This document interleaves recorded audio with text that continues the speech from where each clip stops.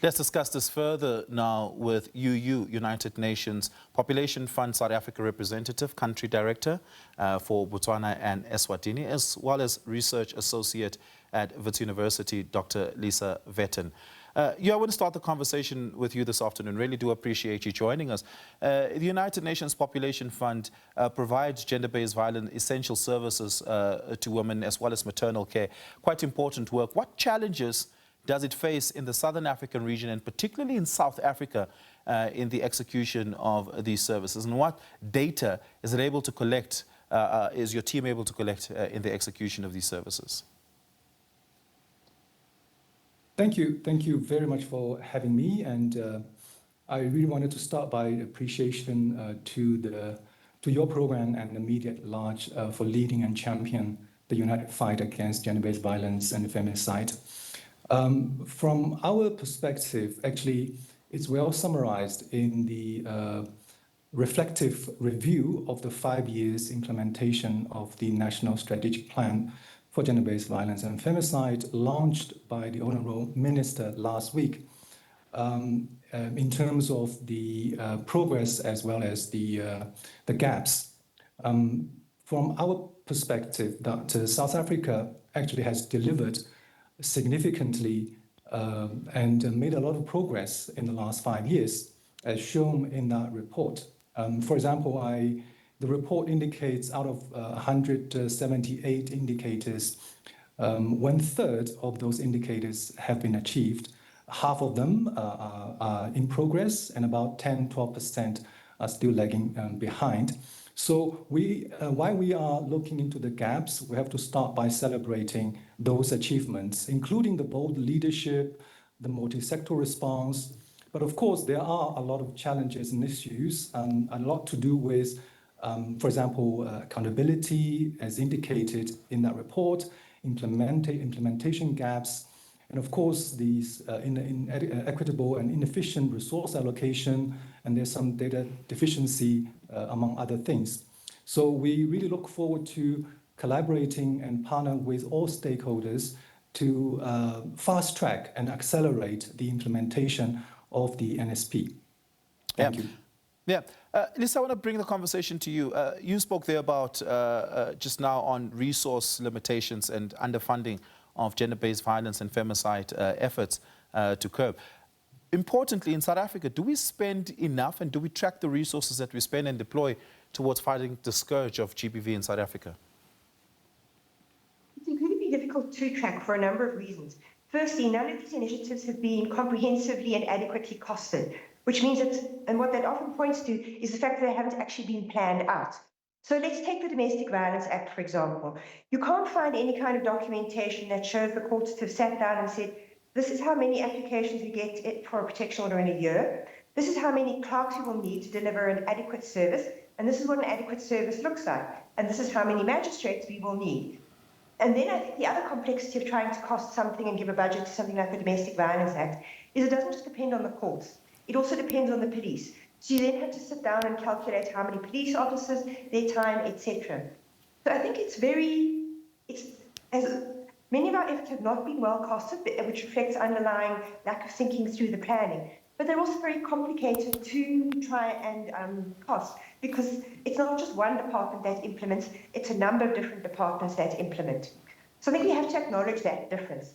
The other thing that we also have to take into account is that South Africa is currently in austerity, if we look in terms of how budgets are allocated. The government, the National Treasury, is cutting left, right, and centre, which then makes it very difficult for us to be able to put aside the necessary money or the sufficient funding that we do need in order to be able to put forward sufficient resources to be able to address the problem adequately. And unfortunately, we've made very little progress in that sense. And it's going to, I think, take a lot of thinking and time before we get to the point where we can adequately cost and put aside effective budgets, and I think measure them properly. At this point, it's very hard to measure appropriate expenditure and effective expenditure on the implementation of law and policy. Yeah.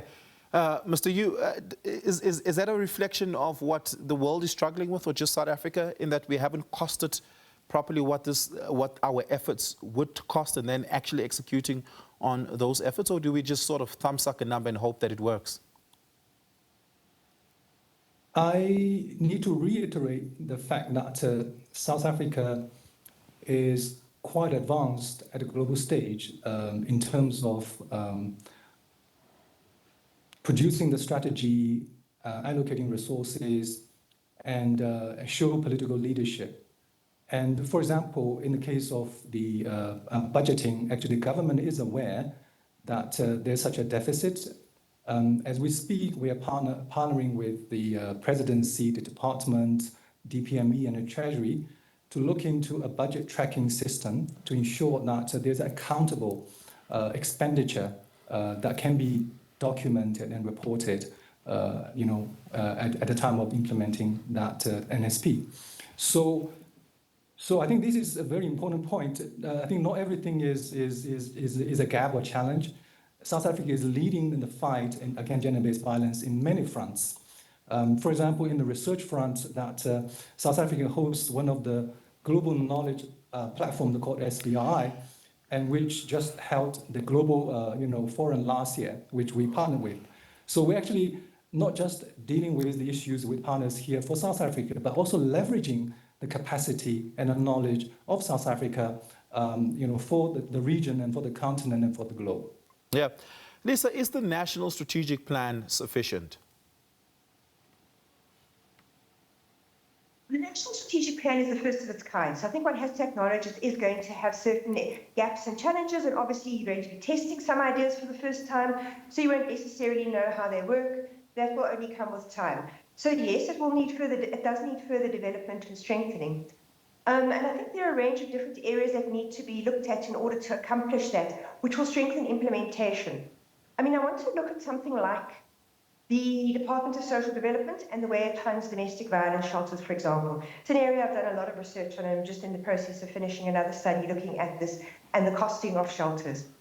So, for example, if you take Gauteng, the Department of Social Development's method of how it gives funds to shelters has resulted in the number of shelters in the province being reduced by half. They've gone from 24 shelters 2 years ago down to 13. You can also see it in the number of women and children being admitted in shelters. The numbers have also more or less halved. So that's a very real problem, and I think that's what undercuts plans and statements around the importance of the National Strategic Plan, that we have a national disaster, that it's crisis and it's emergency. When this is what you see at the level of implementation, it's deeply, deeply troubling. And it's why you need, I think, to be able to link budgeting to on-the-ground work to what is actually going on every day in order to see, are the grand statements being matched down at local level? What is actually happening? So I think that's the kind of direction in which we need to move, is to build those multi-layered systems of trying to look at both what's being said at the macro level and what's happening down at the micro level, at the level of the everyday, both in budgets and in terms of practice and policy. Yeah. Mr. Yu, does the National Strategic Plan speak to the existing legislature and existing policy frameworks within the multi-sectoral departments across the state apparatus to sufficiently implement it and respond to the crisis? Absolutely. Actually, if you read that 5-year reflective review report, it shows strong leadership as well as multi-sectoral response as one of the key success over the last 5 years. But as Lisa said, that a lot of time the challenge remains with the implementation and accountability. I think that requires all of us to deeply look into how then all of us collaborate and united in facilitating, in enabling an accountable implementation of that strategic plan. I have two reflections. One is to do with the fact that if you look at NSP, the results framework, all the targets ended in April 2024. And the strategic plan is covering up to 2030. So UNFPA is calling for all stakeholders to really look into an update of that results framework so that targets are being established and actions are being prioritized, so there will be an accelerated implementation in the next 5 years. And the second point is that reflection also indicated very alarming issue to do with the lack of low level of trust between the society and the state. I think that also a lot of eyebrow from us. I think that also a lot to do with the implementation and accountable implementation of the national strategy. Thank you. Well, we're going to have to leave it there. Thank you so much for your time, Mr. Yu. Really do appreciate it. Dr. Lisa Vetten, always a pleasure speaking to you. We're going to take a break. We continue on the other side of this.